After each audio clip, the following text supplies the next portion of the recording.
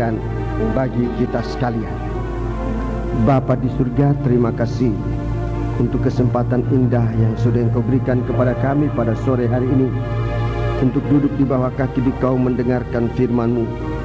Dari kami menyadari dari tidak ada kemampuan untuk bisa mengerti firman-Mu, tapi biarlah urapan Roh-Mu yang suci menolong kami, oh Tuhan, saat pemberitaan firman-Mu menguasai suasana dan keadaan kami, dari dalam hati kami maupun sekitar kami, oh Tuhan, agar jangan satu apapun yang bisa mengganggu jalannya pemberitaan firman-Mu, jalannya firman-Mu masuk dalam hati kami.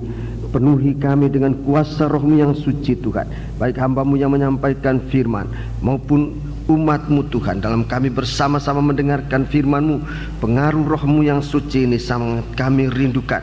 Tapi kuasa-kuasa kegelapan yang mau mengganggu, mau menggoda kami, Tuhan, bersatu hati kami panggil nama Engkau buat usir dia. Di dalam nama Tuhan Yesus Kristus, segala setan kami perintahkan kamu semua, dalam nama Yesus pergi. Darah Yesus yang berkuasa. Terima kasih Tuhan. Sementara firman-Mu disampaikan, sucikanlah kami Tuhan, dan ubahkan kami menjadi sesuai dengan kehendak-Mu. Terima kasih Bapa. Haleluya. Terima kasih. Dalam nama Yesus kami naikkan doa kami. Haleluya. Amin.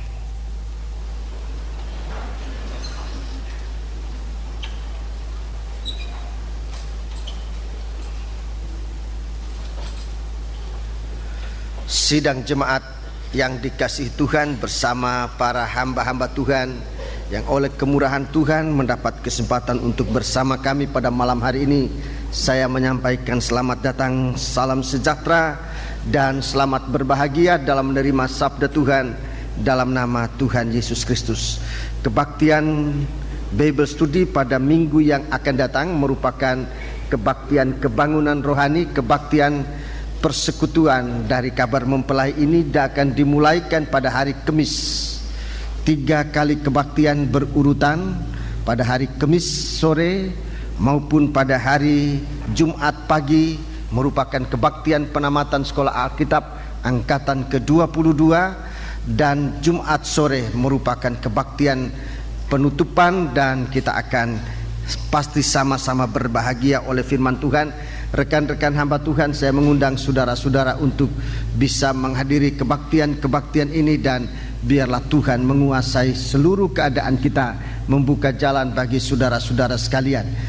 Aturlah acara ibadah saudara untuk bisa kita bersama-sama berkumpul, berfellowship pada kesempatan yang akan datang, tanggal 31 Juli dan tanggal 1 Agustus, 2 hari 3 kebaktian. Dan pada tanggal 30 Juli, saudara-saudaraku, di tempat ini akan ada peneguhan nikah. Rekan-rekan hamba Tuhan yang mau ikut dalam kebaktian kebangunan rohani, kebaktian persekutuan, tentunya saudara tidak disalahkan kalau bisa menghadiri kebaktian peneguhan dan pemberkatan nikah pada hari Rebu yang akan datang di tempat ini. Terima kasih, semoga Tuhan menyertai kita sekalian dan memberikan kita kekuatan, kesehatan, dan perpanjangan umur untuk nanti sampai bertemu pada kebaktian persekutuan di tempat ini. Demikianlah kerinduan saya kepada rekan-rekan hamba Tuhan yang sekarang ada, dan tolong sampaikan kepada saudara-saudara kita yang mungkin terlambat menerima undangan kebaktian persekutuan ini, sampaikanlah mereka untuk bisa menghadiri. Entah undangan itu terlambat datangnya, tapi saudara sangat dinantikan dalam kebaktian persekutuan kabar mempelai. Puji Tuhan. Kebaktian persekutuan ini tidak dibatasi pada organisasi gereja manapun juga. Setiap pribadi yang merindukan untuk menghadiri kebaktian persekutuan kabar mempelai, kebaktian kebangunan rohani yang akan diadakan pada minggu depan, tepatnya tanggal 31 Juli dan tanggal 1 Agustus. Tuhan memberkati kita sekalian. Kita akan masuk dalam pemberitaan kitab Wahyu. Kitab Wahyu, sekarang kita akan masuk pada fatsal yang ke-8. Kitab Wahyu fatsal yang ke-8. Kitab Wahyu Fatsal yang ke-8 akan diterangkan bersama-sama dengan Fatsal 9. Kitab Wahyu Fatsal 8 dan Fatsal yang ke-9.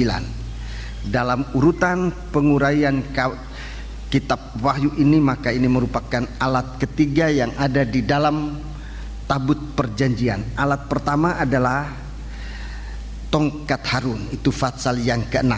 Itu juga merupakan sebuah benda yang ada di dalam tabut perjanjian. Ini berbicara tentang Roh Kudus, berarti bahwa mempelai perempuan itu merupakan tabut perjanjian, harus berisi atau diisi dengan Roh Kudus. Sampai Roh Kudus itu, saudara-saudaraku, menghidupkan, memberikan kita karunia-karunia sampai kita berbuah-buah rohani dalam kehidupan kita sekalian. Kemudian benda yang kedua adalah Fatsal 7. Dalam kitab Wahyu Fatsal 7 ini tentang buli-buli emas berisi mana. Ini bicara tentang iman yang permanen, iman yang sudah tetap. Jadi iman ini, saudara-saudaraku, begitu menempati tempat kita, sehingga menempati hati kita, sehingga kita tidak bisa dipisahkan dengan Tuhan. Wahyu Fatsal 7 ini tentang iman yang permanen. Kemudian Wahyu Fatsal 8 dan Fatsal 9 ini bicara tentang dua loh batu. Fatsal 8 dan Fatsal 9 ini tentang dua loh batu. Ini bicara tentang kasih. Bicara tentang kasih. Jadi dalam gereja Tuhan ada Roh Kudus yang memberi pengharapan. Roh Kudus yang memberi kita pengharapan sampai saudara-saudaraku, kehidupan yang sudah dipancung sekalipun masih mempunyai pengharapan. Dalam Wahyu Fatsal 6 itu diceritakan orang yang hidup dalam Roh Kudus itu orang yang tidak putus asa tapi mempunyai pengharapan. Fatsal 7 iman yang membuat, atau firman yang membuat iman itu tetap kokoh dan kuat. Ya, iman, firman yang memberikan kita iman dan memberikan kita kuat. Iman itu kuat. Dalam penginjilan kita ditaburi dengan firman Allah, kita menerima iman. Tapi dalam Bible study, saudara-saudaraku, dalam pengajaran firman, kita diobakan, kita disucikan, bahkan nanti disempurnakan. Iman itu menjadi kuat. Sebab itu seorang Kristen membutuhkan pelajaran firman. Pelajaran firman bukan sekedar untuk membuat kita menjadi seorang hamba Tuhan, sehingga banyak di antara umat Kristen ini memikirkan tidak perlu Bible study sebab saya toh tidak mau jadi pendeta.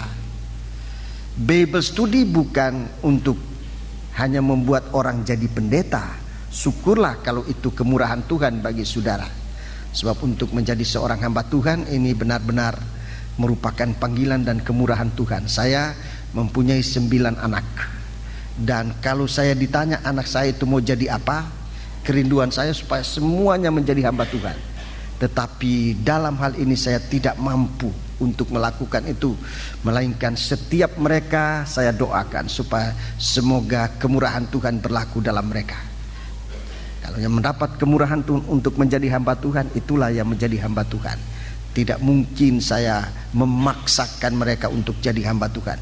Jadi kalau mereka menjadi hamba Tuhan, itu bukan karena saya ayahnya hamba Tuhan, tapi karena kemurahan Tuhan buat dia. Demikian juga kita semua ini, kalau saudara-saudaraku mendapat kemurahan Tuhan, maka baiknya jangan kita menolak kemurahan Tuhan itu. Sebab seringkali kita mengharapkan bahwa panggilan itu akan datang untuk kedua kali, tapi pada kenyataannya banyak kali panggilan itu tidak pernah datang lagi. Dan ini sangat berbahaya. Banyak di antara orang-orang yang sempat menolak panggilan Tuhan dan untuk kemudian dia sulit untuk mendapatkan panggilan yang kedua kali. Bukan berarti saya katakan tidak ada lagi panggilan kedua kali, mungkin saja bisa ada, tetapi kita tidak bisa memastikan bahwa panggilan yang kedua atau ketiga kali itu akan ada. Sebab itu biar kita sensitif terhadap panggilan Tuhan, sebab panggilan Tuhan itu didengar oleh setiap pribadi.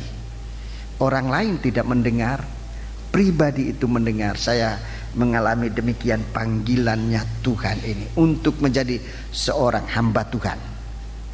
Dan yang ketiga adalah kasih Allah ini, saudaraku. Kasih Allah yang membawa kita untuk hidup bersekutu dengan Dia. Mari kita membaca Fatsal 8 dan Fatsal 9. Ini nanti akan dijelaskan pada kesempatan hari-hari ini, saudara-saudaraku. Kesempatan pada Fatsal 8 dan Fatsal 9. Ada dua hal yang terjadi dalam Fatsal 8 dan Fatsal 9. Yang pertama, saudaraku, adalah ketenangan. Terjadi ketenangan yang hebat sekali, ketenangan yang sangat tenang. Ketenangan, kedamaian yang sangat tenang dan damai. Kemudian yang kedua, terjadi pemberitaan tentang celaka. Why? 3 kali disebutkan celaka. Celakalah mereka yang diam di atas bumi, oleh karena bunyi sangkakala ketiga malaikat yang lain yang masih akan meniup sangkakalanya. Untuk ini kita membaca ayatnya, saudaraku. Mari.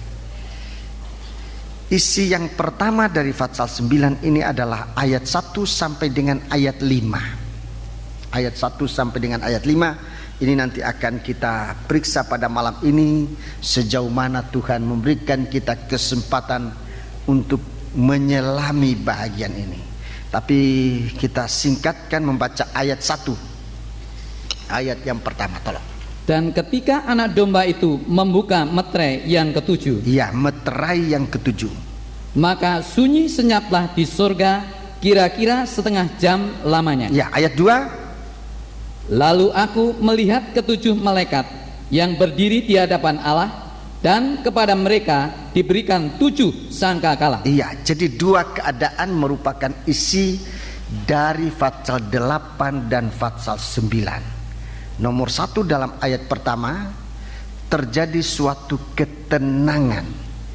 Ketenangan yang tidak bisa diterangkan dengan kata-kata, hanya dapat dimengerti oleh orang yang mengalaminya.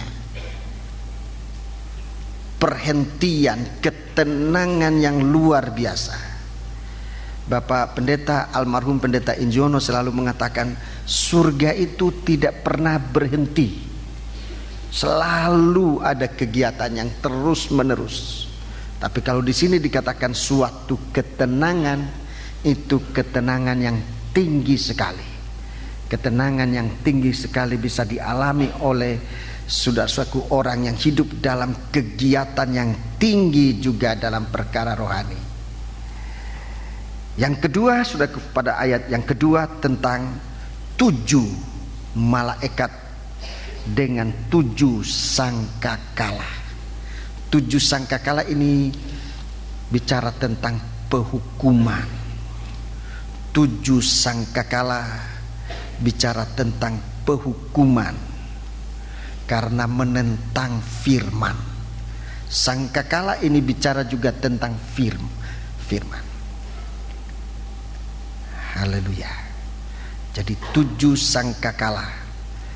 7 sangkakala ini penghukuman karena menentang firman. Saya harus lanjutkan kalimat ini, yaitu firman yang menjadi daging. Itulah anak Allah. Jadi hukuman karena menentang anak Allah. Firman yang menjadi daging. 7 bokor adalah penghukuman menentang Roh El Kudus. Itu dalam Fatsal 7, Fatsal yang ke-6, Fatsal 6, Fatsal yang ke-6. Kemudian di sini Meterai yang ketujuh itu sudah merupakan permulaan dari hukuman sangkakala. Jadi ada urutannya, ya, ada urutannya. Meterai pertama, saudaraku, tentang kuda putih. Meterai kedua tentang kuda merah. Meterai ketiga tentang kuda hitam. Meterai keempat merupakan kuda kelabu. Kuda kelabu dalam, ya, disebut kuda kelabu dalam Fatsal 6 itu kuda kelabu. Dalam istilah baru, istilah bahasa Indonesia baru, disebut kuda hijau kuning. Tapi di hari-hari ini janganlah kita gunakan istilah hijau kuning ini. Jangan-jangan kita diseret kepada persoalan politik. Kita tidak bicara soal politik, ya. Tapi ini tentang kuda kelabu, itu bicara tentang kematian. Kemudian meterai yang kelima tentang orang-orang yang mati syahid, dan meterai yang keenam tentang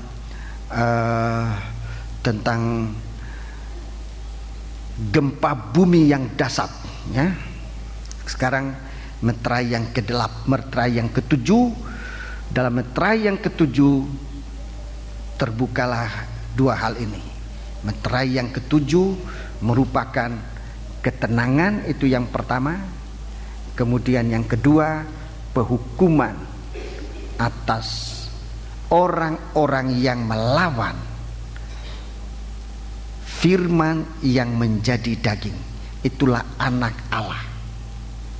Jadi dalam ayat 1 dan ayat 2 ini itu meterai yang ketujuh.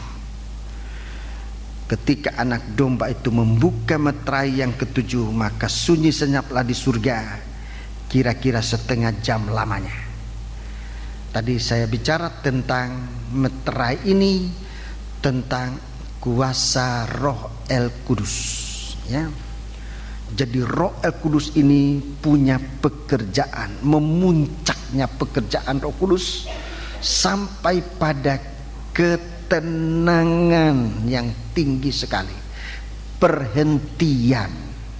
Ini pemuncakan pekerjaan dari Roh Kudus, ya. Memuncaknya pekerjaan Roh Kudus sampai gereja Tuhan mengalami suatu ketenangan, suatu damai, suatu perhentian yang tidak bisa dijelaskan dengan kata-kata, hanya bisa dimengerti oleh orang yang masuk dalam perhentian itu. Dan di sini juga menyatakan tentang penghukuman, ya. Roh Kudus itu menyatakan tentang penghukuman karena tidak percaya pada anak Allah. Tidak percaya. Itu pekerjaan dari Roh Kudus, saudaraku. Roh Kudus akan menyatakan penghukuman bagi orang-orang yang tidak percaya. Lebih baik saya tunjukkan ayatnya, saudaraku, supaya menjadi lebih nyata. Dalam Yohanes pasal yang ke-16, Injil Yohanes pasal yang ke-16, kita lihat pekerjaan Roh Kudus itu, saudara-saudaraku. Pekerjaan Roh Kudus. Mari kita membaca Injil Yohanes pasal yang ke-16. Injil Yohanes pasal yang ke-16. Kita membaca di sana tentang pekerjaan Roh Kudus. Ayat yang ke-7. Ayat yang ke-7. Namun benar yang kukatakan ini kepadamu, Ya. adalah lebih berguna bagi kamu jika aku pergi. Ya. Sebab jikalau aku tidak pergi, penghibur itu tidak akan datang kepadamu. Ya. Tetapi jikalau aku pergi, aku akan mengutus dia kepadamu. Ya.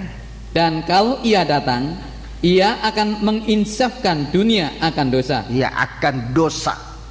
Terus kebenaran, dan penghakiman. perhatikan ayat 9. Akan dosa karena mereka tetap tidak percaya Ya. kepadaku. Tidak percaya kepada anak Allah. Terus akan kebenaran, Ya.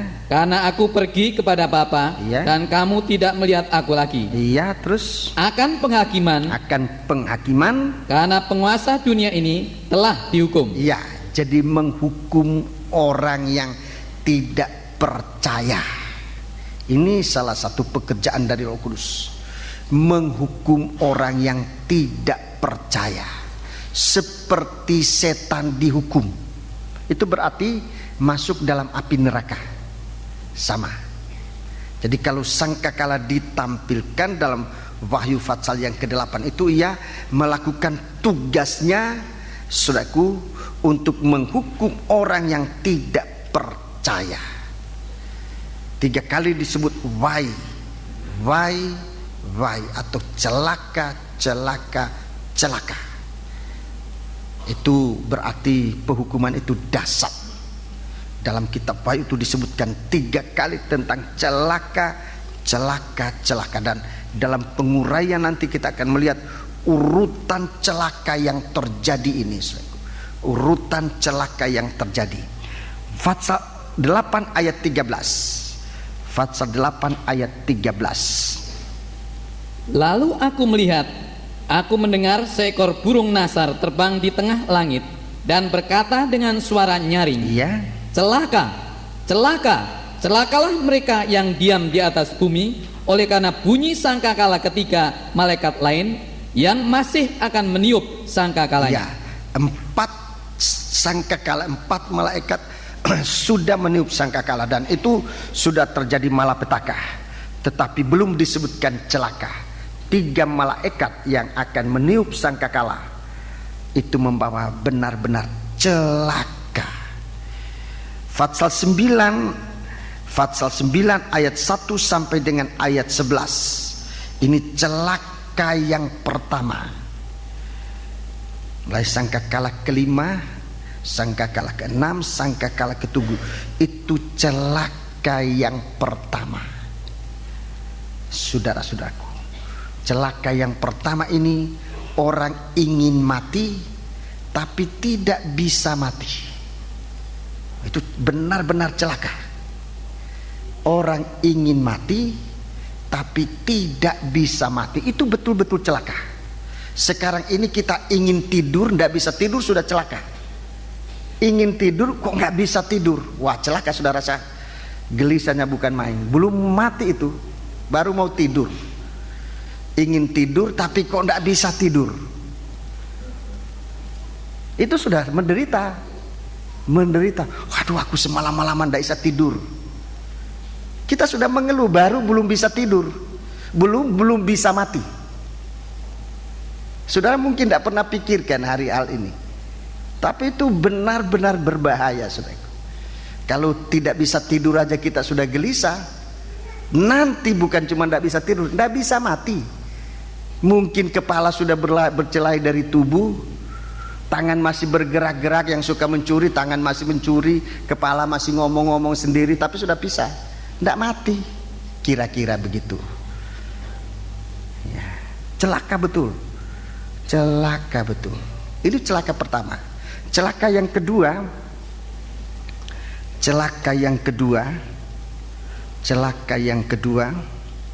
itu dalam Fatsal 11. Itu celaka yang kedua.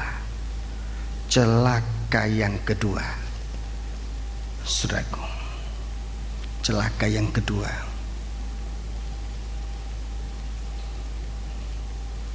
Di celaka yang pertama itu, saudaraku, orang sudah tidak bisa bertobat. Coba baca ayat 21, Fatsal 9 ayat 21. Di celaka yang pertama orang tidak bisa bertobat. Dan mereka tidak bertobat daripada pembunuhan, Iya. sihir, percabulan, dan pencurian. Iya, ini tidak bisa bertobat. Sudah tidak bisa bertobat.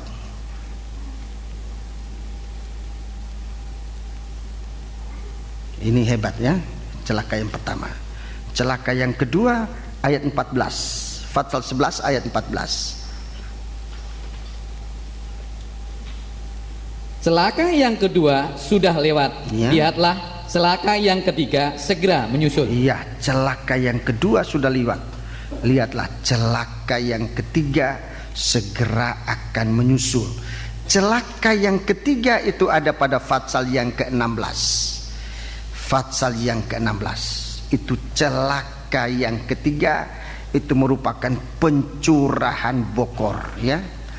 Pencurahan bokor.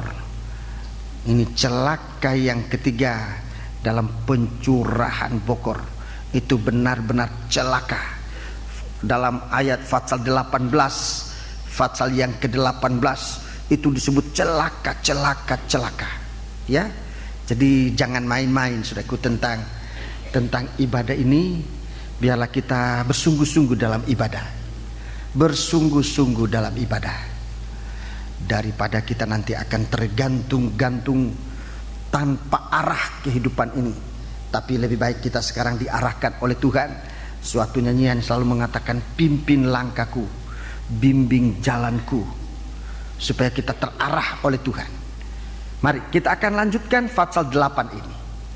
Fatsal 8 ini kita baca lebih dahulu ayat 1 sampai dengan ayat 5. Ini suatu gambaran jelas akan apa yang akan terjadi.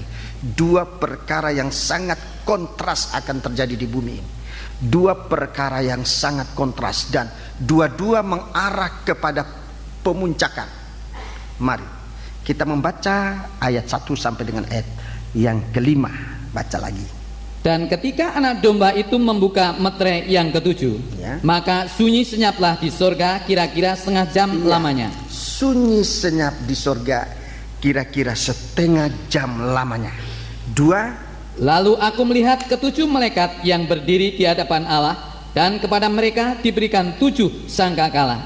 Maka datanglah seorang malaikat lain, dan ia pergi berdiri dekat misbah dengan sebuah pedupaan emas, Ya. dan kepadanya diberikan banyak kemenyan untuk dipersembahkannya bersama-sama dengan doa semua orang kudus di atas misbah emas di hadapan tahta itu. Ya, jadi ini suatu kegiatan, ya. Suatu kegiatan di dalam perhentian. Semoga saudara mengerti perkataan ini, Seku. Jadi jelas bahwa perhentian dikerjakan oleh Roh Kudus bukan berhenti tidak bekerja, tetapi bekerja di dalam perhentian. Jadi bukan ada perhentian tidak bekerja, itu namanya malas. Tidak bekerja itu namanya malas. Tapi di sini adalah bekerja di dalam perhentian. Sunyi senyap di dalam kerajaan surga. Tapi di sini kita lihat ada suatu kegiatan. Ayat 8, ayat 4. Maka naiklah asap kemenyan bersama-sama dengan doa orang-orang kudus itu dari tangan malaikat itu ke hadapan Allah. Ya, jadi ini kegiatan, Seku. Di dalam perhentian itu ada kegiatan yang menghasilkan suatu asap, digambarkan di sini bagaikan dupa yang berbau harum. Asap dupa yang naik berbau harum sampai di hadapan Tuhan. Ini saya singkat saja, ini bicara tentang pemuncakan doa. Pemuncakan doa. Suatu persembahan hidup yang terbaik bagi Tuhan. Ini yang berbau harum. Jadi ada satu pemuncakan doa. Setengah jam tenang di surga itu di dalamnya ada suatu kegiatan doa penyembahan, mempersembahkan yang terbaik, yang berbau, yang bagaikan bau harum.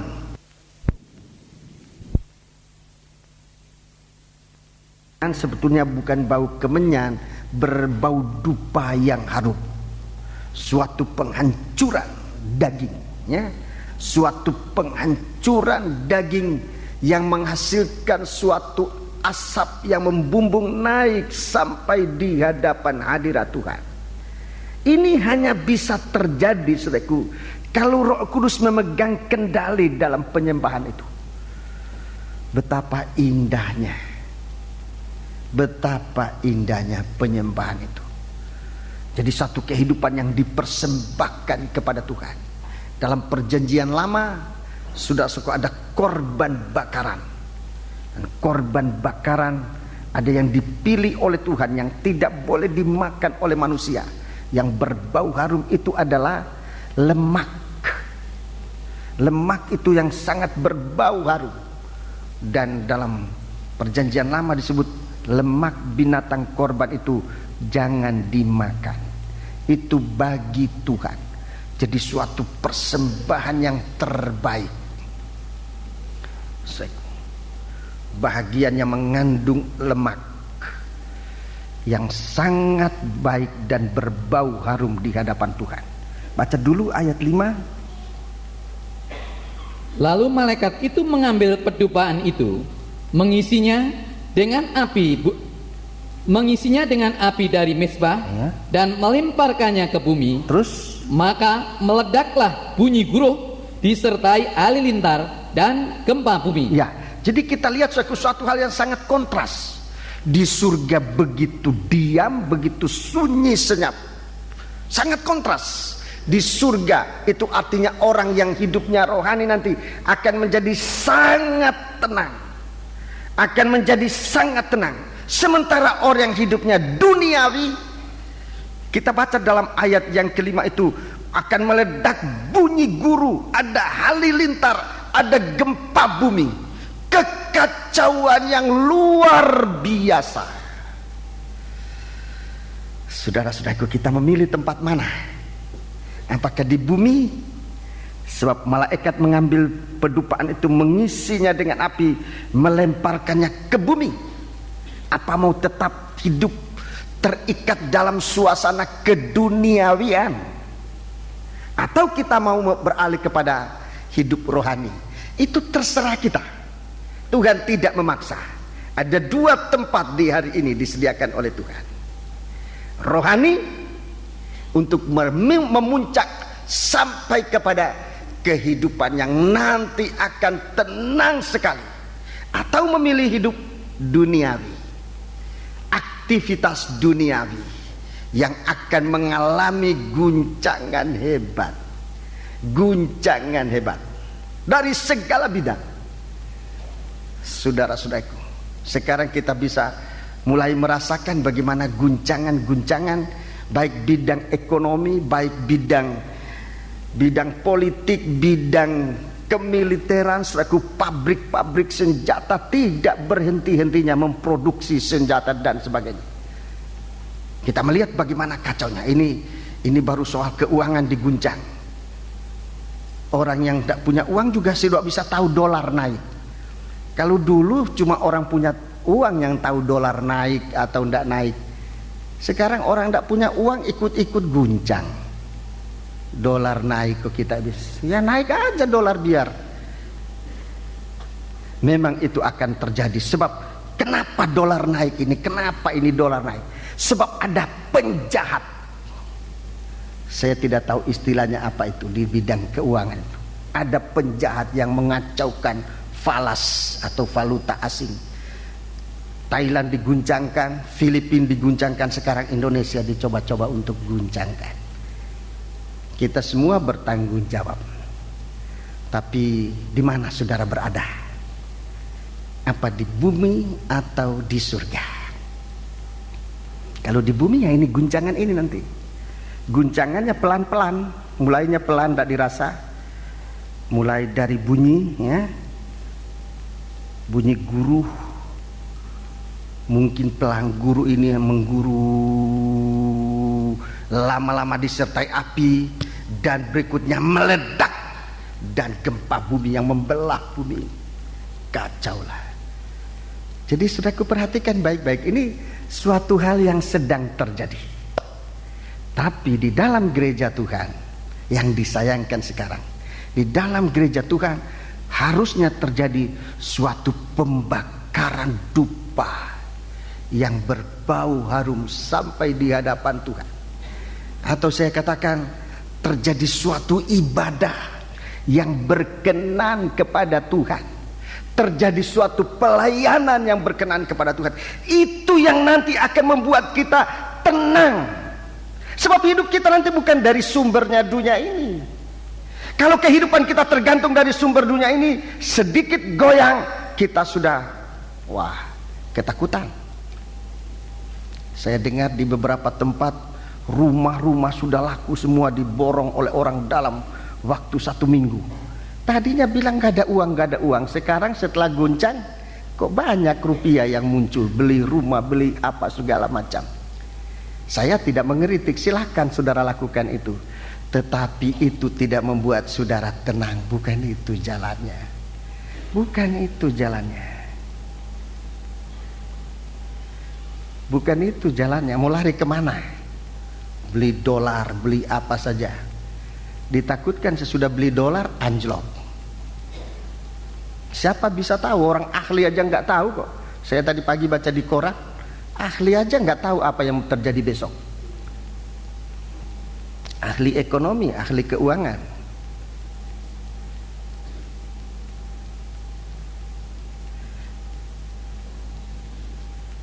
Jadi kita lihat aja, guncangan-guncangan ini hebat.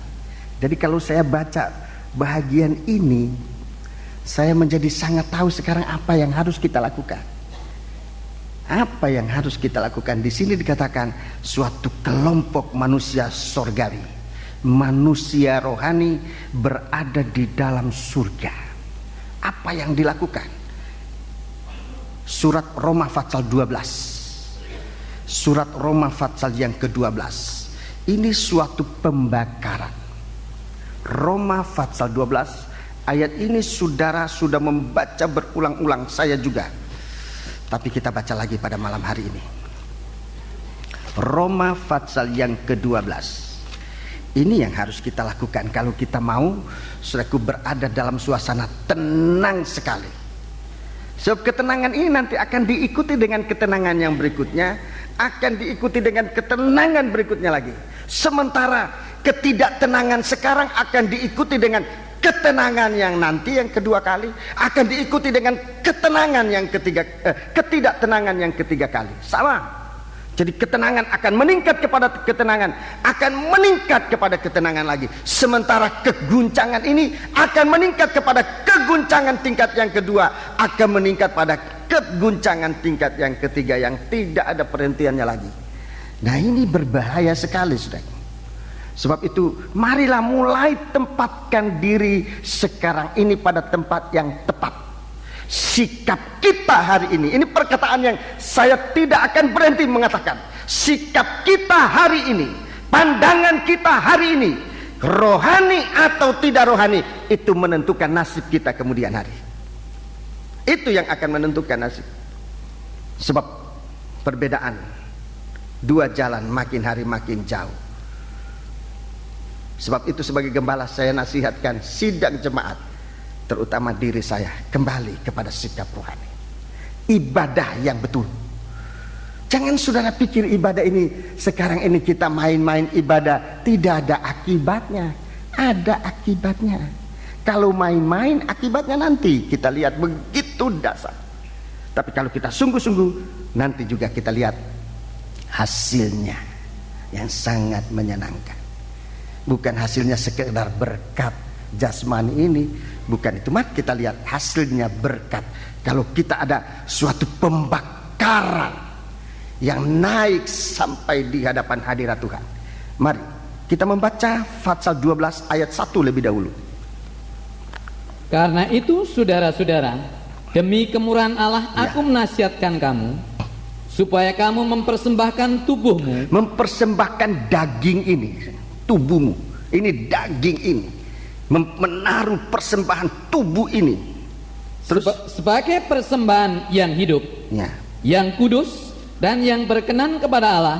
Itu adalah ibadahmu yang sejati. Itu adalah persembahanmu. Ibadah di sini sebetulnya bicara tentang itu adalah penyembahanmu yang sejati. Saudaraku, itu adalah dupa yang dipersembahkan kepada Tuhan. Ini yang Rasul Paulus, saudara-saudara, aku minta ini demi kemurahan Allah, supaya kamu mempersembahkan tubuh ini, daging ini, daging yang punya emosi, ya, daging yang punya keinginan yang tidak terkendalikan, daging yang punya hawa nafsu, daging yang banyak amarahnya, daging yang macam-macam, yang semua membuat kita tidak tenang. Ini daging ini dipersembahkan kepada Tuhan, menjadi suatu korban. Saudara-saudaraku, ini bicara tentang penyembahan. Ini bicara tentang penyembahan. Sebab arti dari penyembahan adalah penghancuran daging. Itu dupa itu ya. Dupa itu suatu penghancuran untuk kemudian dibakar dan menghasilkan bau yang harum di hadapan Tuhan. Jadi ibadah kita ini sekarang ibadah sebenarnya ke sini memuncak pada penyembahan. Memuncak pada penyembahan di mana saudara-saudaraku akan menghasilkan suatu ketenangan. Kalau hari ini kita masih dikejar dengan keinginan akan harta benda, saudara-saudaraku, dan daging ini tidak dipecahkan dalam penyembahan, tidak dihancurkan, keinginan daging ini tidak dihancurkan dalam penyembahan. Saudaraku, dalam 1 Timotius pasal 6 sudah lihat, ini baru satu tabiat daging, yaitu yang namanya keinginan daging. Baru satu aja kita sudah melihat bagaimana menderitanya manusia. Sementara Tuhan mau memberikan kita kesempatan untuk penghancuran daging ini. Aku nasihatkan kamu demi kemurahan Allah, mempersembahkan tubuh ini. Itu apa? Daging yang harus dipersembahkan itu. Daging yang harus dibakar, dihancurkan untuk menghasilkan bau harum di hadapan Tuhan. Saya tunjukkan satu saja sifat daging. Baru satu sifat daging. Kita sudah lihat manusia menderitanya bukan main. 1 Timotius pasal yang ke-6. Belum yang lain-lain, baru satu tabiat daging ini. Mari kita membaca di dalam 1 Timotius pasal yang ke-6. 1 Timotius pasal yang ke-6. Tolong dibaca. 1 Timotius pasal yang ke-6, kita membaca ayat yang ke-6. Memang ibadah itu kalau disertai rasa cukup. Ya, disertai dengan rasa puas. Ibadah itu kalau disertai dengan rasa puas, itu artinya daging ini tidak menyatakan kehausannya, keinginannya, puas. Memang ibadah ini kalau disertai rasa puas, ini rasa cukup sebenarnya, rasa puas. Rekan-rekan hamba Tuhan, kita mempunyai tugas ya berat, saudara. Pelayanan dalam ibadah untuk jiwa-jiwa dapat puas. Waktu mereka menyanyi mereka puas. Bagian pembukaan perhatikan. Yang membawa firman bisa memuaskan hatinya Tuhan dan hatinya sidang jemaat. Kesaksian bisa memuaskan. Sangkor saudara menyanyi bisa memuaskan. Doa, kita berdoa, kita puas. Memang ibadah itu kalau disertai rasa puas, memberi keuntungan besar. Ya, keuntungan besar. Terus, sebab kita tidak membawa sesuatu apa ke dalam dunia, ya, dan kita pun tidak dapat membawa apa-apa keluar. Ya, tidak dapat membawa apa-apa keluar. Terus, asal ada makanan dan ya, pakaian cukuplah. Asal ada makanan dan pakaian cukuplah. Terus, tetapi mereka yang ingin kaya, terjatuh ke dalam pencobaan, iya, ke dalam jerat, dan ke dalam berbagai-bagai nafsu yang hampa, iya, dan yang mencelakakan, iya, yang menenggelamkan manusia ke dalam keruntuhan dan kebinasaan. Iya, 10. Karena akar segala kejahatan, iya, ialah cinta uang, mengasihi uang. Terus, sebab oleh memburu uanglah beberapa orang telah menyimpang ya, dari iman, membuang iman, meninggalkan iman karena memburu uang. Terus, dan menyiksa dirinya dengan berbagai-bagai duka. Ya, menyiksa diri. Belum antikris yang menyiksa, belum. Kita menyiksa diri kita sendiri. Jadi sebelum antikris menyiksa, kita sudah menyiksa diri kita sendiri dengan orang yang mengasihi uang. Boleh punya uang, tetapi kita jangan terikat pada uang. Jangan terikat. Boleh. Alangkah hebatnya kalau semua orang ini punya uang banyak. Hebat. Tetapi alangkah celakanya orang mengasihi uang. Kalau mengasihi uang, saudaraku dengar baik-baik, bukan hanya orang yang punya uang banyak itu yang mengasihi uang. Banyak kali justru orang yang mempunyai uang banyak, dia tidak terikat uang. Dia tidak terikat. Siapa yang dikatakan mengasihi uang? Jadi tidak bicara soal uang banyak atau tidak uang banyak. Banyak kali orang yang tidak punya uang justru itu yang paling mengasihi uang. Jadi kalau dikatakan siapa orang mengasihi orang yang memburu uang atau karena akar segala kejahatan itulah cinta uang, bukan berarti oh ini buat orang kaya. Belum tentu. Belum tentu orang yang punya uang banyak itu cinta uang, belum tentu. Ibrahim punya uang banyak, dan Alkitab mengatakan tentang Ibrahim ini, orang yang di dalam Alkitab katakan orang yang diberkati oleh Tuhan dalam segala hal. Itulah Ibrahim dalam kitab Kejadian. Dalam segala hal itulah Ibrahim, dan kekayaannya tidak habis sampai hari ini. Berkat Ibrahim tidak habis sampai hari ini. Dibagikan tanpa harus runding, tanpa harus ada panitia untuk siapa yang dapat berkat. Tidak, bebas siapa yang mau menerima berkat Ibrahim. Dan memang Alkitab katakan Ibrahim sangat diberkati dalam segala hal sampai pada hari tuanya. Hebat. Sampai matinya pun dia dalam berkat Tuhan. Itu Ibrahim. Tapi dia tidak mengasihi uang. Dia tidak mengasihi uang, tidak mencintai uang. Ada orang yang tidak punya uang, tapi dia sangat mengasihi uang.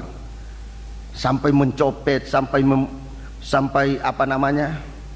menjamret, sampai menodong. Itu kan cinta uang itu. Orang yang tidak punya uang tapi cinta uang. Itu korupsi. Orang korupsi itu cinta uang.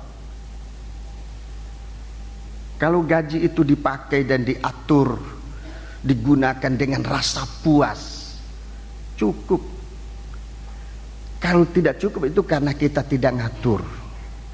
Karena kita tidak ngatur. Itu sebabnya tidak cukup. Apalagi pemerintah mengatur gaji itu. Oh, hitung-hitung. Wah, gaji kami hanya cukup untuk 10 hari. Kok bisa hidup sampai sekarang? Cukup asal bisa diatur. Kalau saya bicara ini, saya itu sudah punya pengalaman. Saya hamba Tuhan, sudah dihajar oleh Tuhan dari tidak punya uang. Bagaimana kita ngatur? Mau cukup ya bisa cukup. Dan mau kita katakan tidak cukup, biar jutaan nggak cukup. Karena tidak diatur. Kalau diatur cukup. Oh, saya sudah hidup sampai hari ini. Bukan dari punya uang, dari nggak punya uang. Uang itu diatur. Jangan mengasihi uang. Yang harus dibayar ya dibayar. Ya, jangan yang harus dibayar kita usaha supaya nggak bayar. Ya bayar. Kalau memang bayar. Apa Tuhanmu, apa gurumu membayar? Bayar, katanya Petrus kepada pemungut apa namanya? Pajak. Apa saudara-saudara bayar pajak? Bayar nggak? Loh, kok nggak ada jawabnya? Bayar enggak? Oke, bayar. Apa jujur bayar pajak?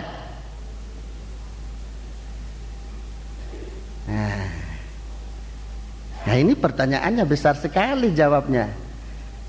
Saya bisa wah ini pendeta bikin malu-malu kita.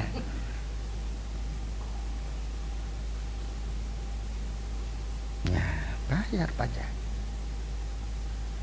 Mau ke luar negeri, bayar pajak loh. Sudah mau ikut ke Belanda, bayar pajak 250.000 satu orang pajaknya. Bayar pajaknya. Bayar. Bukan satu waktu, 2 kali istri saya dipanggil oleh pajak. Saya yang menghadap. Mbak, keluar negeri? Iya, keluar negeri.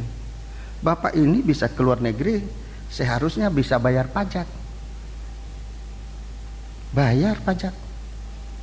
Lo bisa keluar negeri itu bagaimana? Saya diundang kok. Bayar. Jadi kita itu jadi tanya juga sama bayar pajak enggak? Bayar. Bayar pajak. Jadi pemerintah tahu, orang keluar negeri itu tahu. Jangan coba-coba keluar negeri tidak bayar pajak, bisa bayar pajak. Jangan cinta uang. Jangan cinta uang. Kita hidup bagi Tuhan, sebab ini menentukan hari-hari nanti ini.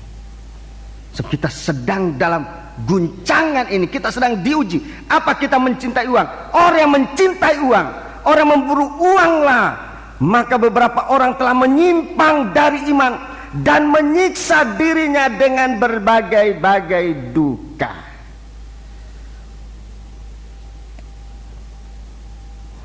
Alkitab katakan ini. Alkitab yang katakan. Ada seorang, saya cuma baca, saya tidak dengar, saya baca. Seorang pengusaha, dia mendengar tentang khotbah, dan dia pikir, aku tidak berdosa apa-apa, semua berjalan baik, aku tidak berdosa. Tapi waktu pendeta itu bicara tentang pajak, dia ngaku kepada Tuhan, dia ngaku. Tapi sampai sekarang, saudaraku, orang-orang ini bertobat. Sampai sekarang saya lihat pengusaha itu tetap hidup, malah diberkati oleh Tuhan. Baik dia sendiri juga anaknya diberkati oleh Tuhan. Saudaraku, Tuhan mau melepaskan kita dari keinginan akan uang. Dalam catatan saya, saudaraku, ada banyak tabiat-tabiat daging ini. Ada banyak tabiat daging, salah satu keinginan ini. Di dalam Injil Lukas pasal 12, saudara bisa lihat di situ. Ini tabiat-tabiat daging yang harus dirobek. Saudara-saudara, tabiat daging yang harus dirobek, yang harus dipersembahkan kepada Tuhan untuk dibakar habis di hadapan Tuhan. Injil Lukas pasal 12. Injil Lukas pasal 12, saudara catat saja, baca di rumah, saudaraku. Dan tolong baca betul supaya saudara tahu apa-apa yang harus kita bawa dalam doa penyembahan untuk dihancurkan. Sebab itu ibadahmu yang benar. Kalau itu dihapuskan, ibadah kita menjadi begitu rasa puas. Dan di sini yang Tuhan katakan, kamu punya untung besar. Dalam surat 1 Timotius pasal yang ke-6 tadi, ayat berapa itu? Sungguhlah ibadah itu kalau disertai dengan rasa puas, untungnya besar. Orang berdagang punya untung besar, sebab hatinya bebas dari tabiat daging ini. Lukas pasal 12 ayat 1 sampai dengan 3, saudara catat. Ayat 1 sampai dengan 3 itu pura-pura. Itu tabiat daging pertama yang harus dirobek. Pura-pura. Ya. Kalau kita hidup pura-pura, nggak bakalan berbahagia. Ibadah pura-pura itu nggak bakal puas, tidak mungkin. Yang kedua, ayat 4 sampai ayat 12. Ayat 4 sampai dengan ayat 12 tentang rasa takut. Rasa takut. Janganlah kamu takut terhadap mereka yang dapat membunuh tubuh dan yang kemudian tidak dapat berbuat apa-apa lagi. Itu ayat 4. Ayat 5, aku akan menunjukkan kepada kamu siapa yang harus kamu takuti. Takutilah dia yang setelah membunuh mempunyai kuasa untuk melemparkan orang ke dalam neraka. Sungguh aku berkata kepadamu, takutilah dia. Ini yang kedua, rasa takut. Yang ketiga, tabiat daging yang ketiga, ayat 13 sampai dengan ayat 21. Ayat 13 sampai dengan ayat 21. Inilah keinginan, ya. Keinginan.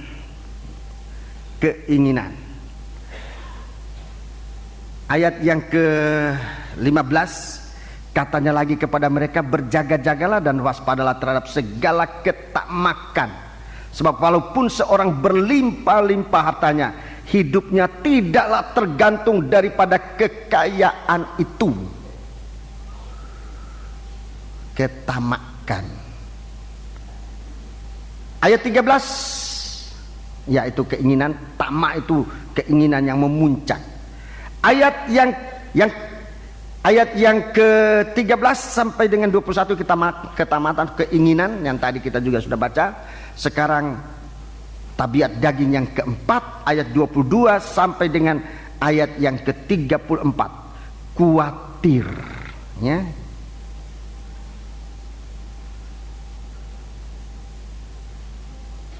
Tentang kekhawatiran, ya. Ayat 22, Yesus berkata kepada murid-muridnya, karena itu aku berkata kepadamu, janganlah khawatir akan hidupmu, akan apa yang hendak kamu makan, janganlah khawatir pula akan tubuhmu, akan apa yang hendak kamu pakai. Sebab hidup itu lebih penting daripada makanan, dan tubuh itu lebih penting daripada pakaian. Tabiat daging yang kelima, lengah. Ini tabiat daging di akhir zaman. Ini tabiat daging akhir zaman. Lengah. Lengah akan apa? Lengah terhadap kedatangan Tuhan. Sampai dengan gereja Tuhan yang sudah disucikan dan ditampilkan bagi anak darah yang suci, anak darah yang cantik. Tetapi setelah diselidiki dalamnya, lengah, sehingga semuanya mengantuk dan tertidur. Jadi ini saudaraku, tabiat daging di akhir zaman yang harus dijaga. Jadi pasal yang ke-12 dari Injil Lukas ini sedikit secara menyeluruh dalam pasal ini dijelaskan. Ini tabiat daging yang Rasul Paulus katakan, aku menasihati kamu, saudara-saudaraku. Aku menasihati kamu demi kemurahan Tuhan, mempersembahkan tubuhmu menjadi korban yang berkenan kepada Allah. Itulah ibadahmu yang setulus-tulusnya. Mari kita membaca kembali ayat itu. Roma pasal 12. Roma pasal yang ke-12. Jadi sekarang ini saudaraku, bagaimana ibadah kita? Bagaimana ibadah kita? Persembahan kita ini apa? Ibadah kita ini daging atau bagaimana? Jadi dalam pasal 12 ini ulangi baca ayat pertama. Baca ayat pertama. Karena itu saudara-saudara, demi kemurahan Allah aku menasihatkan kamu, supaya kamu mempersembahkan tubuhmu sebagai persembahan yang hidup, yang kudus, dan yang berkenan kepada Allah. Itu adalah ibadahmu yang sejati. Iya, terima kasih. Di dalam perjanjian lama, khususnya dalam kitab Keluaran, ya, dalam kitab Keluaran, terutama dalam kitab Keluaran, dalam imamat itu tentang Taurat, itu diterangkan tentang korban ini. Lebih dahulu korban ini disembelih, mati, ya, lebih dahulu. Langkah pertama, korban itu harus mati. Itu yang pertama. Sebelum dibakar, korban itu harus mati, disembelih, harus mati. Dalam Injil Yohanes pasal 12 disebutkan, jikalau sebiji gandum tidak jatuh ke tanah, ke dalam tanah dan mati, ya, jatuh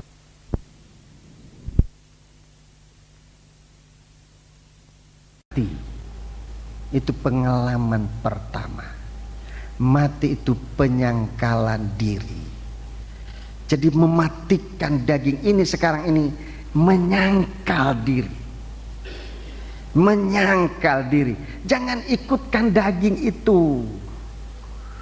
Jangan ikutkan daging itu. Tapi daging ini harus mengalami suatu penyangkalan. Saya membaca sebuah tulisan sederhana tentang orang kikir. Tentang orang kikir. Dagingnya ini daging yang kikir. Kalau memberi, dia memberi yang dia sudah tidak suka lagi. Kalau dia memberi makanan yang lain kali sudah dia sendiri sudah tidak suka makan, mungkin sudah busuk, mungkin nggak enak. Nah, itu yang dia berikan ke orang. Ini orang kikir. Waktu dia diajar oleh Tuhan, dia diajar oleh Tuhan, begitu berat, tapi dia menyangkal diri. Dalam hal memberi begitu kikirnya. Memberi makanan begitu juga kikirnya. Dan waktu dia terima firman Allah dan dia mau menyangkal diri, dan dia diperhadapkan satu waktu dia mau memberi sesuatu kepada orang miskin, Daging ini mulai bicara, jangan kasih, nanti kurang, nanti kamu punya barang habis, jangan kasih. Dia bicara sama daging, daging kalau kamu bicara lagi, saya mau kasih semua barang ini kepada orang. Itu namanya menyangkal diri. Menyangkal diri. Daging ini bilang jangan kasih, sayang toh, sayang, kasihan, jangan beri, nanti ini nanti itu. Macam-macam alasannya daging ini untuk tidak memberi. Tapi orang ini untuk menyangkal diri, dia bilang, hei daging, kalau kamu bicara begitu, saya akan kasih semua ini kepada orang itu. Ya dagingnya ya dia mati. Dan dia bisa bebas memberi sampai hatinya puas. Sampai hatinya puas. Kita memberi, kalau sampai hati kita puas, orang yang menerima itu juga rasa puas. Tuhan terutama rasa puas. Itu menyangkal daging. Itu menyangkal daging. Itu mati. Itu dalam menghadapi baru soal kikir. Belum tabiat daging, tabiat-tabiat yang lain. Dalam pasal 12 Injil Lukas itu 5 tabiat daging itu hebat-hebat itu. Belum yang lain-lain, banyak sekali tabiat daging ini. Dan itu untuk kita persembahkan kepada Tuhan. Bagaikan binatang yang dipersembahkan harus disembelih lebih dahulu. Harus disembelih lebih dahulu. Bagaimana kita menyembelih keinginan? Bagaimana kita menyembelih sampai kita dapat, saudara-saudaraku, menguasai daging ini, baru daging itu bisa dipersembahkan. Saudara perhatikan, perlu penyembelihan itu kenapa? Sebab nanti daging ini, binatang ini akan dipilah, akan dibagi, kepalanya sepotong, kakinya, isi perutnya, itu dibagi-bagi. Saudara-saudaraku, disembeli. Kalau binatang itu hidup, coba saudara potong kakinya, dia sepak saudara. Kalau lembu saudara potong telinganya aja, ngamuk dia. Lebih dahulu harus dimatikan. Kalau enggak, potong sedikit berteriak. Banyak anak Tuhan dalam ibadahnya tidak mengalami penyembelihan ini, sehingga kalau keinginannya dikorek, teriak, wow, itu pendeta hawa nafsu, sudah bicara soal keinginan. Barangkali pendeta itu juga ingin uangku. Ya. Kenapa bisa bicara begitu? Sebab tidak mengalami penyembelihan. Kalau sudah mati, saudaraku, operasi itu akan berjalan lancar. Jika di sini seorang dokter yang ahli operasi, untuk bisa mengoperasi yang baik, orang itu harus dibius, entah setempat, entah total. Kenapa? Sebab kalau tidak dibius, dia teriak-teriak, nanti dia bisa nyepak-nyepak, dan akhirnya pembedahan tidak jalan lancar. Satu waktu saya punya bisu, saya tidak pikir bahwa itu berbahaya. Di bagian perut sebelah kanan saya anggap enteng aja. Tapi setelah dokter periksa, dia bilang bahaya pak, itu hampir usus. Kalau kena usus sudah tidak ada harapan. Jadi dia menggerogot ke dalam. Memang waktu dikeluarkan, isinya itu wah banyak sekali. Tapi waktu dioperasi, saya nggak tahu itu teorinya betul atau enggak. Dia bilang jangan dibius pak. Kenapa? Kalau dibius katanya lama sembuhnya. Jadi saya dioperasi mentah-mentah.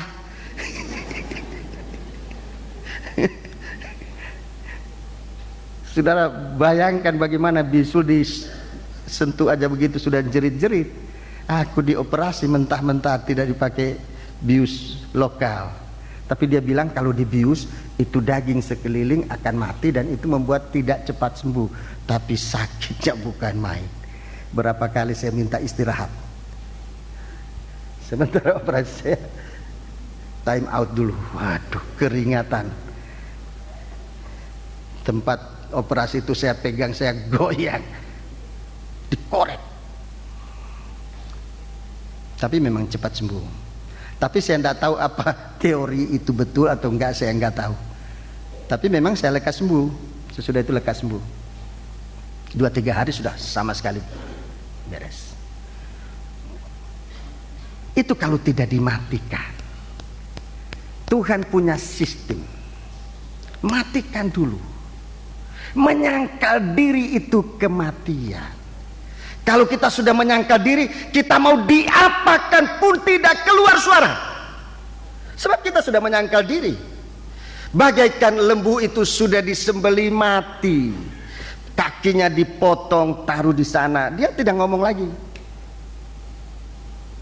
Kita kalau tidak menyangkal diri, baru disuruh keluar dari Surabaya mengabar Injil ke Jayawijaya sudah teriak-teriak. Kenapa? Apa saya ini sudah salah apa? Saya ini dibuang ke tengah-tengah hutan. Itu karena tidak menyangkal diri. Kalau menyangkal diri, perhatikan siswa-siswa, saudara ditaruh kemana aja. Iya om, iya om. Saya waktu menjadi hamba Tuhan, saya latih diri saya untuk ini, untuk pekerjaan Tuhan. Kepada guru saya, kepada gembala saya hanya harus bicara ya om. Biar orang bilang ini orang yes man, saya tidak pusing. Tapi ya saya lihat buahnya. Saya bisa bertahan sampai hari ini dan semoga sampai Tuhan datang. Ini kerinduanku. Untuk perintah Tuhan. Untuk perintah Tuhan, kita harus bisa menyangkal diri, tidak menonjolkan kepentingan daging. Seperti Tuhan mau bawa kita kepada suasana yang tenang sekali. Satu waktu saya mengalami, saya tidak tahu apa waktu itu saya mati atau saya pingsan. Rasanya pingsan, istri saya tahu. Waktu saya di satu daerah pelayanan, waktu itu percobaan saya berat sekali, sangat berat. Satu waktu kami duduk makan bersama sembahyang, saya sembahyang itu langsung hilang, tidak amin lagi. Berapa waktu kemudian baru saya sadar. Baru mereka cerita, tadi bapak sudah nggak ada waktu itu. Loh, tapi waktu itu saya merasa senang sekali, tenang sekali. Nggak ada lagi rasa pusing, nggak ada lagi rasa sakit, lapar, itu nggak ada. Mati. Itu baru bayangannya. Baru bayangannya. Rasa tenang itu.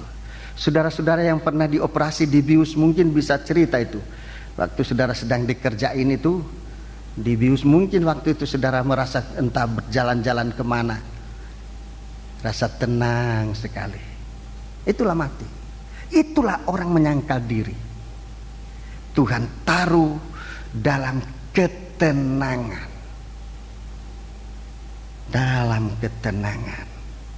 Jadi kalau Tuhan mengerjakan kita, penyangkalan diri ini, sebab sesudah penyangkalan diri, sesudah ketenangan, kita bisa menyerah dengan bebas. Mau dipotong, diapakan, terserah. Sesudah itu, sesudah dipilah-pilah ini, sesudah dipisah-pisahkan, kemudian akan ditaruh di atas mezbah, baru dibakar. Dan waktu dibakar itulah terjadi suatu bau yang harum. Nah, ini proses untuk jadi bau harum ini, untuk menjadi tersohor dengan bau harum di seluruh dunia, mulai dari rumah tangga, dalam kota, sampai seluruh dunia, bahkan sampai di hadapan hadirat Tuhan. Bau itu naik sampai di hadapan hadirat Allah. Kalau saudara belajar tentang dupa itu pun demikian. Itu terdiri dari penghancuran bahan-bahan yang sudah menjadi begitu hancur, baru dibakar, menghasilkan bau yang harum. Itu sebabnya penyembahan yang disebut di dalam Fatsal 12 surat Roma ini bicara tentang ibadah, ini bicara tentang penyembahan kita kepada Tuhan. Didahului dengan penyangkalan diri. Menyangkal diri, menyerah, untuk kemudian masuk dalam atau ditaruh di atas mezbah untuk dipersembahkan. Aku mintalah supaya kamu mempersembahkan daging, persembahkan tubuhmu itu, mempersembahkan tabiat-tabiat dagingmu, tabiat-tabiat dagingmu sebagai persembahan yang hidup, yang kudus dan yang berkenan kepada Allah. Itu adalah ibadahmu yang sejati. Ayat 2, Tolong baca Roma 12 ayat 2.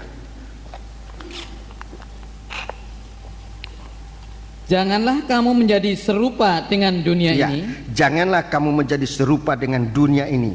tetapi berubahlah oleh pembaharuan budimu, Ya, tapi berubahlah oleh pembaharuan budimu.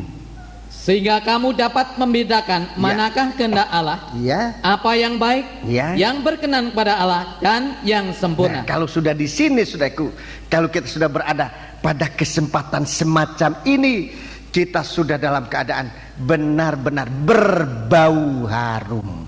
Baru berbau harum, saudaraku, baru berbau harum. Mengenal apa yang baik. Jadi kita tidak tahu yang jahat, tidak tahu. Hanya yang baik, yang berkenan kepada Allah, yang sempurna. Ini sorga. Ini suasana sorga. Ini suasana sorga. Jadi kita dirubah oleh Tuhan.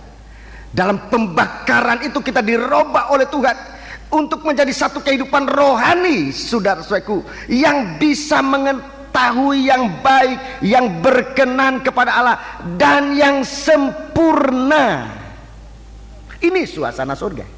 Di sini tidak ada suasana yang menyusahkan, tidak ada. Dalam segala perkara itu baik, tidak ada yang membuat pusing kepala, sebab semua baik. Dan itu tidak ada di dunia ini. Surga itu di surga. Di dunia ini serba salah, duduk salah, berjalan salah.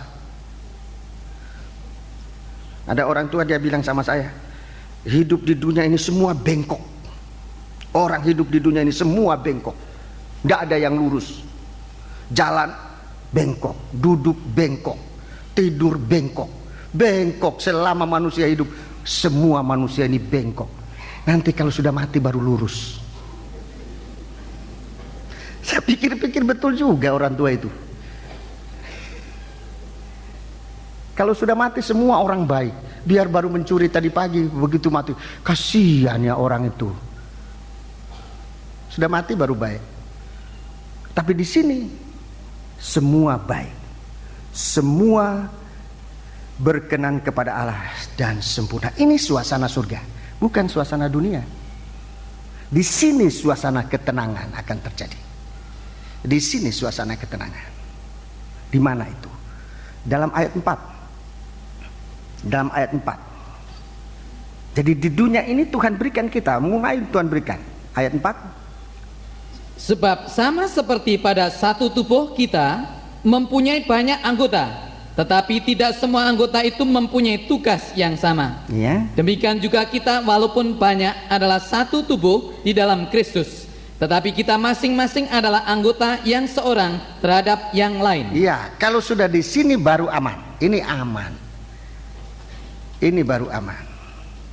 Kalau suatu masyarakat itu merasa satu, ya, merasa satu, dan semua negara di dunia ini menginginkan warganya ada dalam kesatuan, tapi belum sampai pada kesempatan itu. Kerajaan surga nanti akan mengalami ini. Suatu kerajaan terdiri dari satu tubuh. Kerajaan surga itu berada dalam satu tubuh. Kalau tangan sakit, kaki juga merasa sakit. Sekarang belum, sebab kita belum satu. Belum satu. Masih suka menyakiti yang lain, menipu yang lain. Sehingga saudara-saudaraku, persekutuan kita harus meningkat. Persekutuan kita harus meningkat. Sekarang kita bersekutu satu jemaat. Saudaraku, hubungan kita sebagai gembala dan sidang jemaat ini masih harus ditingkatkan. Hubungan kita guru dan murid harus ditingkatkan.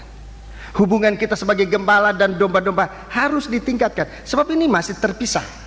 Harus menjadi satu tubuh dengan Kristus sebagai kepala. Itu suasana damai. Itu suasana tenang yang dalam Wahyu pasal yang ke-8 itu akan dibukakan oleh Roh Kudus untuk kita melihat keadaan damai ini, keadaan satu tubuh ini. Jadi bukan sekedar berteman, bukan sekedar hanya bersaudara, tetapi satu. Tuhan gambarkan sebagai suami istri itu gambaran yang paling dekat, tapi itu pun masih harus ditingkatkan. Sebab masih menjelang hari Tuhan, Tuhan katakan ada 2 orang di tempat tidur, 1 diangkat, 1 ketinggalan. Belum 1 dalam 1 tubuh. Ada 2 orang di ladang, 1 diangkat, 1 ketinggalan. Harus menjadi 1. Di dalam kitab Nabi Yeremia kemarin dalam pemberkatan nikah saya sebutkan itu, untuk menjadi suami istri itu seperti kepala dan tubuh. Jangan suami itu menganggap istrinya itu saudaranya, tetapi tubuhnya sendiri. Kepala dan tubuh itu satu. Yeremia pasal yang ke-9. Yeremia pasal yang ke-9. Kitab Nabi Yeremia pasal 9.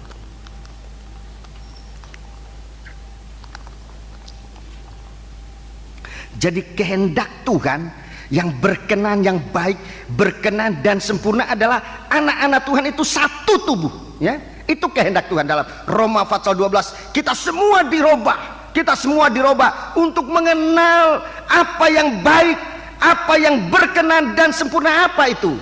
Tubuh, satu tubuh Kristus. Kalau belum satu tubuh, belum sempurna. Belum sempurna. Yang baik itu adalah kita ini satu tubuh.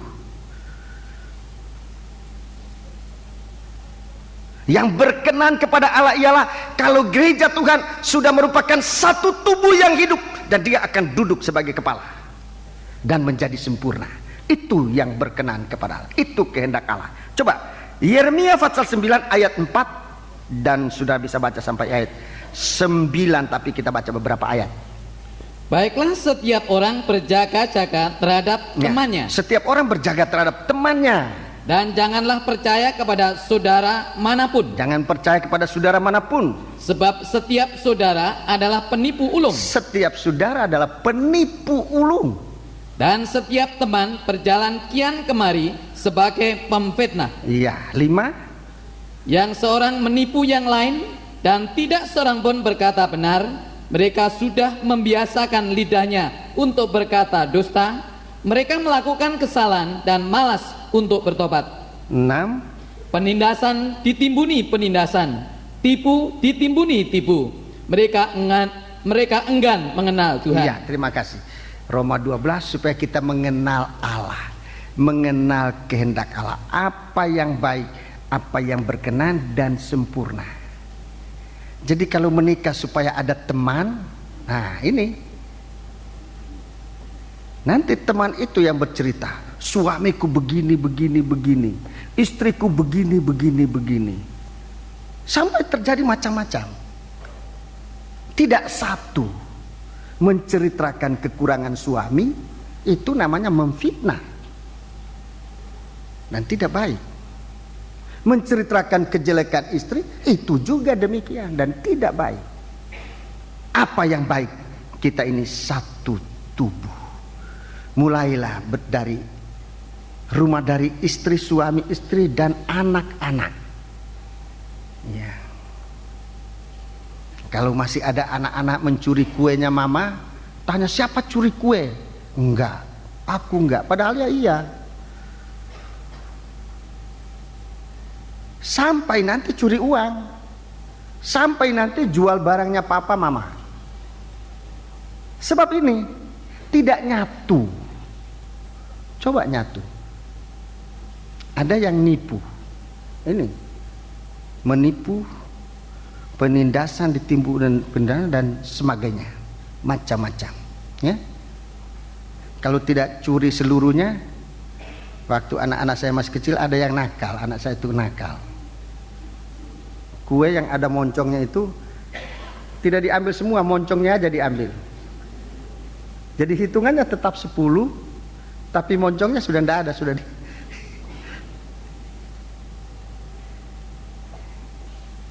itu kan kecil-kecilan. Tapi untung dia cepat ngaku, selesailah urusan. Jadi begitu, saudaraku. Kenapa? Sebab anak itu belum tahu susahnya mama. Kalau nanti tamunya datang 10, tidak kebagian kalau 1 sudah diambil. Tidak tahu malunya mama. Kalau dia tahu bagaimana mama malu nanti menyajikan, oh ada tamu 10 orang, keluar kue 9. Dia tidak tahu malunya mama. Tapi dia mulai mikir, wah nanti mama malu, jadi moncongnya jadi ambil. Tapi juga dia tidak pikir malunya mama, oh ini apa dikerubuti tikus ini. Mungkin tamunya sambil makan sambil ragu-ragu. Mengapa terjadi? Nggak tahu bebannya orang tua. Kalau dia tahu bebannya orang tua, dia tidak lakukan itu. Tapi semakin dewasa, dia semakin mengerti. Waktu dia sudah mulai bisa kerja, sudah anak ini yang paling bisa bantu mamanya bikin kue yang ada moncongnya itu. Sudah dia yang paling bantu. Begitu. Kalau rohani kita juga demikian. Kehidupan rohani kita demikian. Makin kita mengerti kehendak Bapa, makin kita mau menyatu. Sebab itu yang menjadi kehendak Tuhan. Menyatu. Itu yang berkenan kepada Allah. Tubuh Kristus itu cuma satu, tidak dua, hanya satu. Dan kalau kita tidak masuk dalam tubuh ini, itu berarti kita terhilang untuk selanjutnya. Itu sebabnya di sini dalam ayat pasal 9 Yeremia ini saya membaca, saya memang terperanjat dalam membaca ini, dan Tuhan ajar untuk memandang lebih rohani dalam ibadah ini. Suatu hubungan antara anggota tubuh Kristus merupakan sel yang satu dengan sel yang lain dalam suatu kesatuan. Nah itu kuncinya, mulai dari saudaraku di sini dikatakan supaya kita menyangkal diri ini, mati, penyangkalan diri dari tabiat-tabiat daging yang harus dirobek. Puji Tuhan. Kita kembali dalam kitab Wahyu. Dalam kitab Wahyu. Dalam kitab Wahyu ini kita melihat bagaimana ibadah kita harus meningkat sampai pada ketenangan ini, ya. Ibadah ini mulai diajar oleh Tuhan dari rasa puas, rasa cukup, sampai nanti kita menerima upah keuntungan yang besar. Mari, dalam Alkitab saya mendapatkan suatu pandangan tentang hal ini, tentang suatu ketenangan yang Tuhan berikan kepada kita. Mulai saat ini, kemudian saat berikutnya, dan saat berikutnya. Mari, saya minta ditayangkan. Ya, tolong ke bawah lagi. Ke bawah, ke atas, ya. Terus ya. Di atas itu ada garisan, itu gambaran dari urutan waktu, ya. Ada angka 1 Romawi, kemudian 2 Romawi, kemudian 3 Romawi. 1 Romawi, 2 Romawi, 3 Romawi. 1 Romawi itu bicara tentang di dalam Yesus. Itu ketenangan di dalam Yesus. Itu 1 Romawi. Suatu ayat yang saudara sangat mengetahui mengatakan, datanglah kepadaku, hei kamu yang berlelah dan bertanggungan berat, aku akan memberikan ketenangan bagimu. Saudara catat dulu, mungkin saya belum bisa menerangkan seluruhnya pada hari ini, tapi sudah punya bahan untuk baca di rumah. Ini Injil Matius pasal 11 ayat 28. Itu bicara masa sekarang ini. Kalau kita mau tenang sekarang ini, datang kepada Yesus. Datang dalam kebaktian. Jangan dalam keadaan percobaan tidak tenang malah tinggalkan kebaktian. Saudara tidak menemukan perhentian. Datang. Ikan-ikan di laut itu tidak pernah berhenti, jalan terus siang malam. Kapan ikan itu berhenti? Saya tanya, kapan ikan itu berhenti? Ikan di laut itu jalan terus.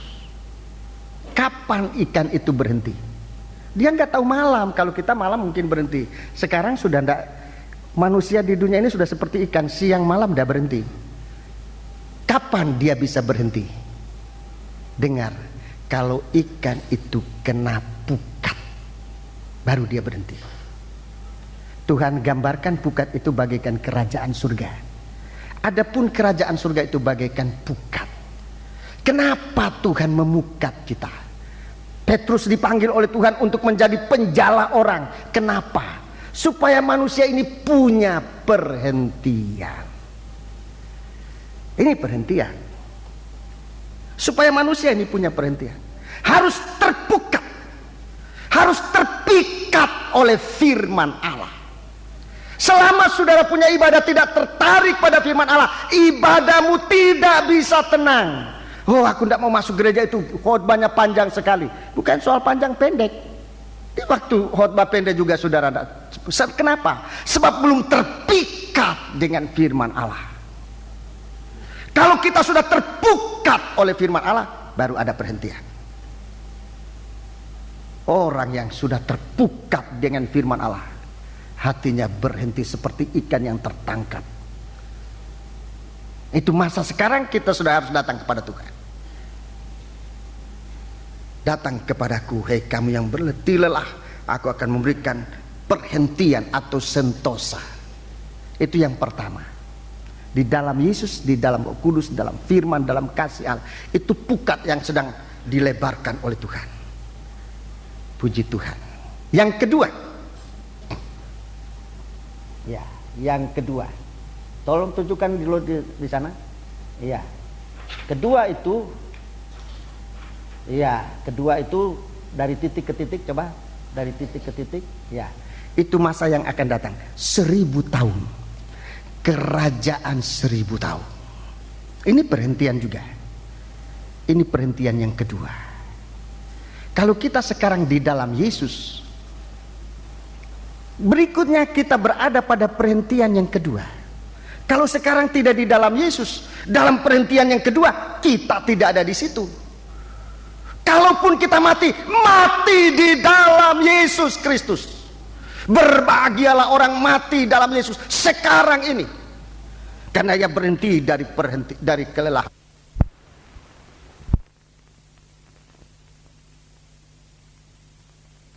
Seribu tahun. Berbahagialah yang mati dalam Yesus. Siapa yang mati dalam Yesus? Dengarkan. Yang mati di dalam Yesus adalah orang yang hidupnya sekarang berada di dalam Tuhan. Orang yang sekarang masuk dalam Tuhan. Kalau sekarang dia di luar Tuhan, matinya juga di luar Tuhan. Kalau sekarang dia di dalam Tuhan, ia mati di dalam Tuhan. Berbahagialah orang yang mati di dalam Tuhan sejak sekarang ini, sebab dia akan berhenti dari kelelahannya dan segala perbuatannya akan ikut menyertai dia. Perbuatan mana? Perbuatan yang benar, yang berkenan dan sempurna, masuk dalam kesatuan tubuh Kristus. Itu mengikut dia, tidak satu pun yang hilang. Jadi ini yang kedua, saudaraku ya, perhentian yang kedua 1000 tahun, kerajaan 1000 tahun. Dalam kesempatan berikut nanti saya akan jelaskan semua ini, jika Tuhan menghendakinya. Kemudian yang ketiga, ya, yang ketiga itu seterusnya, ya. Yang ketiga itu seterusnya. Yang ketiga itu Yerusalem baru, itu tidak ada ukuran waktu. Itu kekal selama-lamanya. Jadi saudara lihat, saudara, untuk masuk surga ini, saya tadi selalu bilang, itu perkataan saya itu selalu saya ulang, sikap kita hari ini.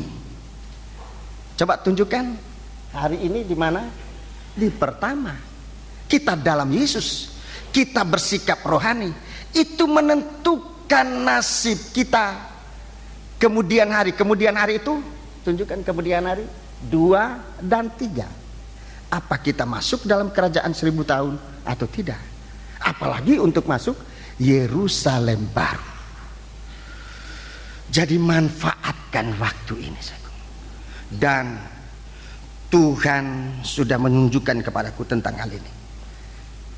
Apa yang harus kita lakukan di hari-hari ini, baik menghadapi Tuhan bekerja sekarang, Tuhan nanti bekerja dalam kerajaan 1000 tahun, Tuhan nanti akan bekerja dalam kerajaan dalam Yerusalem baru. Kita mengikut Tuhan. Jadi ini garis besar, saudaraku, yang akan semoga Tuhan berikan saya kemampuan untuk menjelaskan. Sebab kalau tidak dari Tuhan, saya tidak mungkin menjelaskan. Saudara berdoa, so ini sangat penting. Tuhan mengajar kita untuk bekerja seperti Allah bekerja. Bekerja seperti Allah bekerja. Saya akan jelaskan di hari kemudian hal-hal ini, dan Tuhan, gambarannya Tuhan sudah taruh di hatiku. Tinggal kita menyampaikan kalau menjadi kehendak Tuhan. Puji Tuhan. Kita bangkit berdiri. Pelayan-pelayan perjamuan suci silakan masuk, maju ke depan.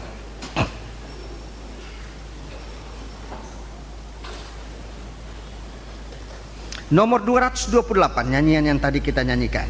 Nyanyian rohani 228, tapi kali ini kita nyanyikan dengan sungguh-sungguh.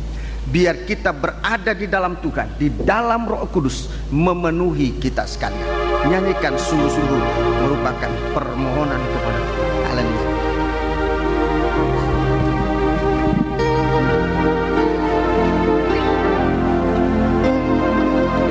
Haleluya. Penuhi sekarang Tuhan, penuhilah hidupku.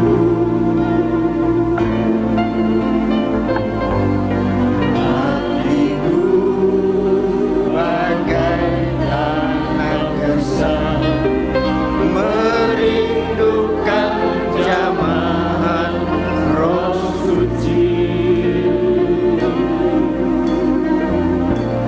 Hidupku bagai bencana, ku bawa ke sungai-Mu Tuhan.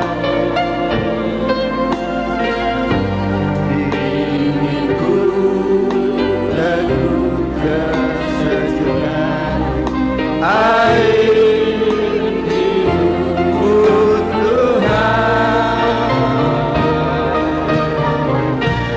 Penuhi aku sekarang, penuhilah hidupku.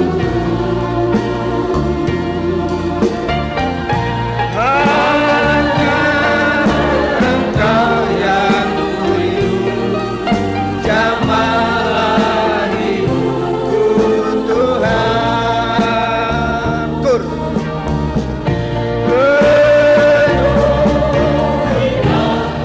Perhentian sekarang di dalam Roh Kudus penting. Haleluya.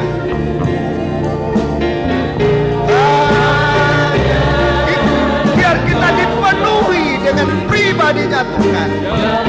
Haleluya. Kalau aku di dalam kamu dan kamu di dalam aku. Haleluya. Penuhi aku sekarang, penuhilah hidupku. Haleluya. Hanya Engkau yang kurindu, jamahlah hidupku Tuhan.